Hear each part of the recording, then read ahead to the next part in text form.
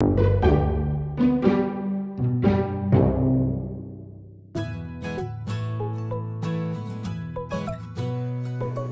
avez là les emblèmes du musée Fragonard, les écorchés d'Honoré Fragonard, le premier directeur de cette école, le premier professeur d'anatomie de cette école.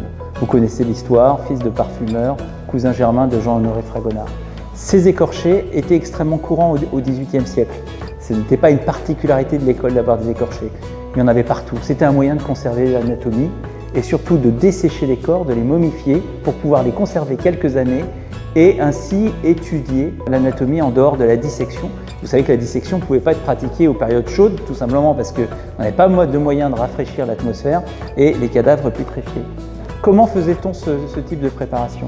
Eh bien, on récupérait un corps, si possible d'une jeune personne, si possible maigre, parce que c'était plus facile à opérer. On ouvrait les veines, on poussait le sang le plus possible dehors. Et puis ensuite, on ouvrait le thorax, comme c'est le cas sur cet écorché, et on saisissait le cœur. On implantait des canules dans les ventricules, c'est-à-dire dans les deux grandes cavités du cœur, et on injectait de la cire colorée, rouge pour les artères, bleu pour les veines. Les veines étaient en plus injectées de la périphérie vers le centre.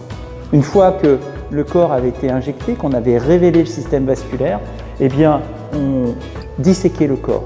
Alors on révélait les nerfs, les artères, les veines, les muscles, tout ça était ciselé absolument finement. Puis le corps était placé dans l'alcool. L'eau des cellules sortait et l'alcool rentrait. Et on avait un corps qui était d'aspect humide mais qui était alcoolisé. On le sortait, on l'emmenait au-dessus de la salle de dissection, là où se trouvait le séchoir. Le séchoir était une pièce avec des fenêtres ouvertes et l'air passait, l'alcool s'évaporait.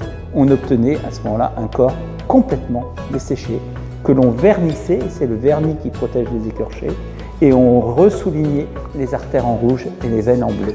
L'écorché était prêt, il devait en principe, entre guillemets, vivre entre 5 et 10 ans.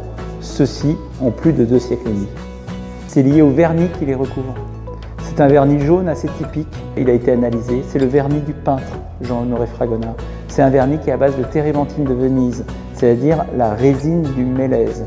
Et cette résine a la particularité de repousser les insectes. Or, les écorchés, qui sont des corps desséchés, sont consommés par des larves d'insectes. C'est le vernis qui a empêché leur destruction. Alors aujourd'hui, on connaît les étapes de réalisation des écorchés.